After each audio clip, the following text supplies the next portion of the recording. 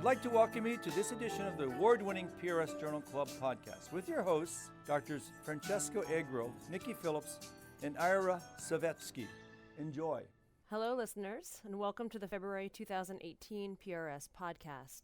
We are once again focusing on 3 outstanding articles from the February issue of the journal, and we are so delighted to welcome Dr. Alexes Hazen to this month's discussion. Dr. Hazen is Associate Professor and Director of Aesthetic Surgery for the Department of Plastic Surgery at NYU. I'm Nicole Phillips from the Harvard Plastic Surgery Program, and I am joined today by my fantastic co-ambassadors, Francesco Egro from the University of Pittsburgh and Ira Savetsky from NYU. Dr. Hazen, thank you so much for joining us today. Thank you for inviting me. I first want to remind everybody that the article we'll be discussing and every article that we discuss this month is available for free online at the PRS website. So the article I selected this month is a technique paper focusing on what I have found to be a particularly challenging aesthetic concern. The article is entitled Postbariatric Brachioplasty with Posteromedial Scar, Physical Model, Technical Refinements, and Clinical Outcomes. The authors of the paper, Simone et al., are a multidisciplinary team of specialists from the Campus Biomedico di Roma University in Rome, Italy. This paper tackles the challenge of trying to improve the scars that result from upper arm contouring. As we all know, brachioplasty scars can be a major deterrent for patients considering this procedure, and the authors really take the problem head on. They present us with computational models and simulations examining the stress forces on different scar patterns, and based on this data, they conclude that the posteromedial scar is the best option for their patients. With this in mind, they offer insightful technical tips and tricks for successfully performing the procedure and present us with their results. So as previously mentioned, the authors developed a computational model using data input from tensile strength testing that was performed on skin samples excised during brachioplasty procedures. They then used this model to perform computer simulation examining the stress loads on posteromedial versus medial scars in brachioplasty. They found that both the intensity of the degree of stress on the scar, as well as the distribution of stress along the scar line, was lower in the posteromedial scar as compared to the medial scar. Having selected the posteromedial scar as their preferred scar, based on this data, they then performed brachioplasty on 24 postbariatric patients between May 2014 and May 2015. Technical aspects of the procedure were highlighted in the article, including the design of the posteromedial scar itself, liposuction of the upper arm, fascial plication, and axillary Zplasty. The authors also review their perioperative care routine, which includes the use of low molecular weight heparin, antibiotics, and compression garments. They analyzed their outcomes looking at pre- and postoperative photos as evaluated by 3 independent surgeons. They also conducted patient and observer scar assessment scales and patient questionnaires assessing functional and aesthetic improvements. Both the patients and observers found the outcomes very satisfactory and can be appreciated in the photographs accompanying the article. I found their low complication rate to be impressive. Only 1 patient had a wound dehiscence. There were no seromas, infections, thromboembolic events, or other major complications reported. These are pretty great numbers in light of previously reported complication rates for the procedure. One of the contributing factors to this success may have been their strict inclusion and exclusion criteria. In general, I really liked that the authors stressed the overall health of the patient when considering who is a reasonable candidate for this procedure and who is not. Patients were not considered eligible if they were active smokers or had poor nutritional status, and the authors stressed the importance of the patient being able to meet their goal BMI and maintain weight stability, as these factors play a major role not only in their postoperative recovery, but also in their overall health and well-being.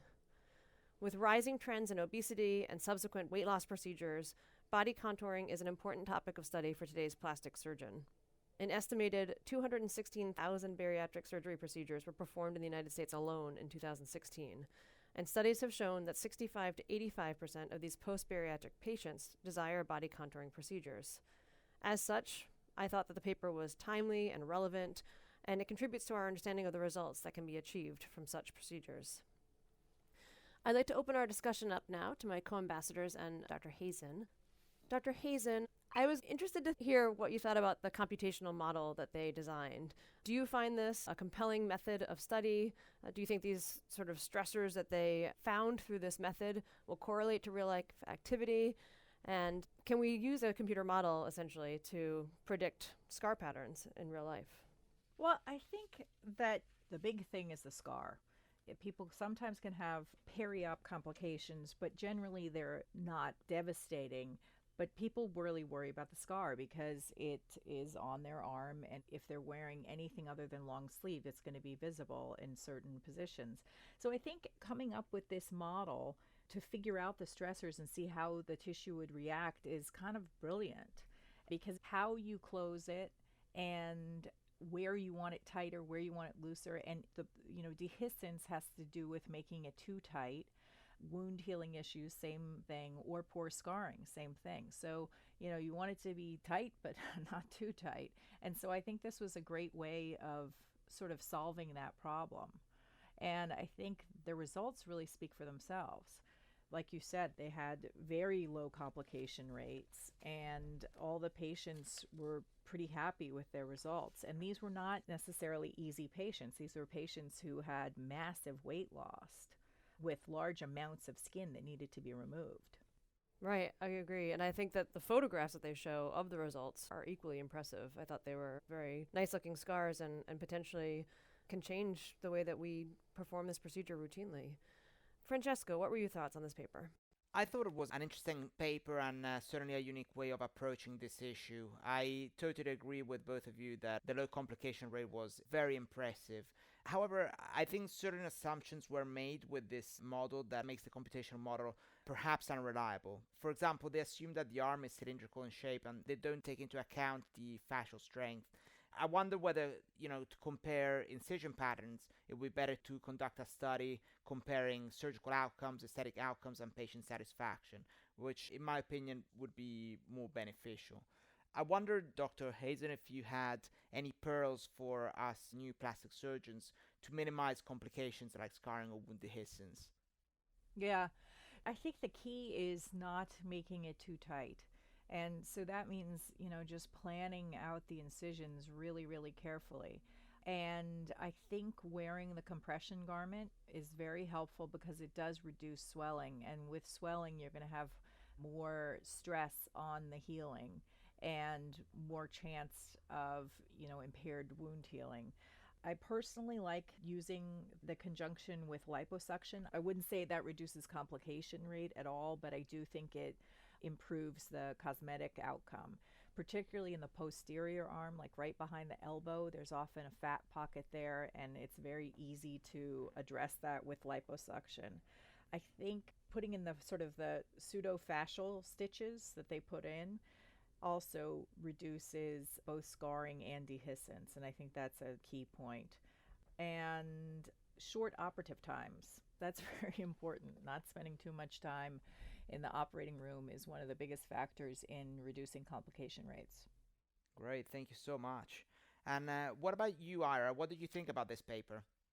I agree with all that was said. I thought this was an excellent paper. Here at NYU in Bellevue, as I'm sure it is in your institutions, we have a large population of post-bariatric surgery, massive weight loss patients, to the point where at Bellevue, the next date for a paniculectomy is about 3 years. So we have a tremendous amount of experience, and for me, this was a very practical and immediately translatable paper. Yeah, in addition to the placement of the scar in the posteromedial location, some of the pearls that I enjoyed and that I will practice is they discuss placing sutures at the crosshatch marks, which may seem pretty trivial, but I'll tell you that the first two cases that I did, that I was involved in, the first one, we didn't do that, and all you need is a little blood and a little lap pad interaction, and you lose those markings, which is so key in this case because just a little bit off will put you at a higher risk for a wound complication. Some of the other pearls, which we had already mentioned, conservative skin removal and plication of the superficial fascia, will all help in preventing complications. Another thing that Dr. Hazen already mentioned, short operative time to avoid complications. Again, I have very limited experience, but to me, once you remove that skin and it sort of just opens up, it gets swollen so quickly that sewing quickly and getting it done as fast as possible and a good closure seems to be very important. So Dr. Hazen, they talk about performing an axillary Zplasty, which they said prevents bowstringing, reestablishes the contour, and decreases tissue tension. I know this is not a new novel idea. I personally have never done it or haven't seen it. What are your thoughts? Have you done this? Do you think it improves the contour? I think you don't want to put a straight line into the axilla because it will tether somehow, but I don't think you have to do a Zplasty. I have done Zplasties and I think that their technique is perfectly fine, but also, putting a diamond so that you're taking out more tissue and it's turning into a straight line, that can be very effective. The basic goal is to take out as much extra skin as possible, but without risking having that scar end up sort of tethering. And I think the Zplasty sometimes is a little hard to design, but once you get used to it, it becomes very intuitive, and I think it's a very useful technique. Great, thank you. Dr. Hazen, you had mentioned, the use of the compression garments postoperatively, and I was really impressed with the compliance of these patients. I mean, they said that they wore these day and night for 2 months postoperatively, which is really impressive. They also had a very strict perioperative routine in terms of antibiotics and anticoagulation, and some of it actually seemed a lot for what is often performed as an outpatient procedure. And so I was curious, again, they had a very low complication rate, so maybe they're doing it 100% correctly, and that's what we should all be doing. But I wanted to ask you about, your routine, your standards for this procedure. Do you put people on anticoagulation, antibiotics, and what do you think we should be doing for these patients? Yeah, so statistically, for a surgery that, is under 3 hours and where they're not bedridden, you wouldn't need to be putting them on heparin for 5 days postoperatively. But these patients were admitted overnight, so that may change their protocol. Typically, I would not admit a brachioplasty patient. And for patients who stay overnight in the hospital, that is often the recommendation.